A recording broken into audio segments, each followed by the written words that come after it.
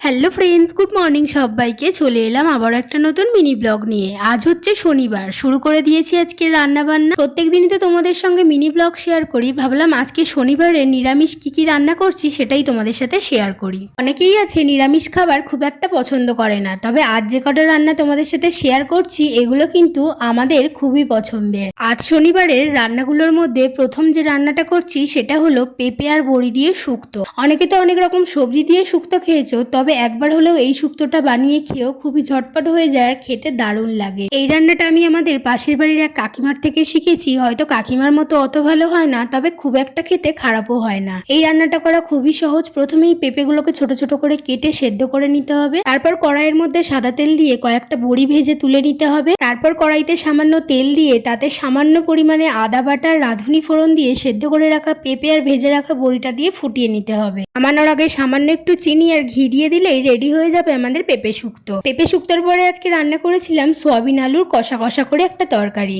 এই সোয়াবিন আলুর তরকারিটা খেতে আমার ভাই ভীষণ পছন্দ করে। তারপরে করে নিয়েছিলাম আমার মায়ের কথা মতো উচ্ছে ভাজা। আগের দুটো রান্না আমার আর ভাইয়ের পছন্দ হলেও এই রান্নাটা আমাদের ভীষণই অপছন্দের, তবে ওই যে মায়ের হুকুম মানতে তো হবেই। যাই হোক, সবশেষে করেছিলাম কামরাঙার চাটনি। এটা আমাদের পাশের বাড়ির এক ঠাকুমা আমাদেরকে খেতে দিয়ে গিয়েছিল। কয়েকটা কাঁচা মাখা করে খেয়েছি, তবে এই কটা পেকে গিয়েছিল, তাই ভাবলাম এটা দিয়ে একটু চাটনি করে ফেলি। আমি এই ফার্স্ট টাইম এই চাটনিটা করলাম, খেতে দারুণ লেগেছে। এইবার ঠিক করেছি ঠাকুমা যে কটাই দিয়ে যাবে সব কটা দিয়েই চাটনি করে খাবো, মাখা করে আর খাবো না। যাই হোক, আজকে শনিবারের রান্না বান্নাগুলো তোমাদের কেমন লাগলো কমেন্ট করে জানিও। ভালো লাগলে like, comment, share and subscribe করতে ভুলো না। সবাইকে টাটা, দেখা হচ্ছে নেক্সট কোনো ভিডিওতে।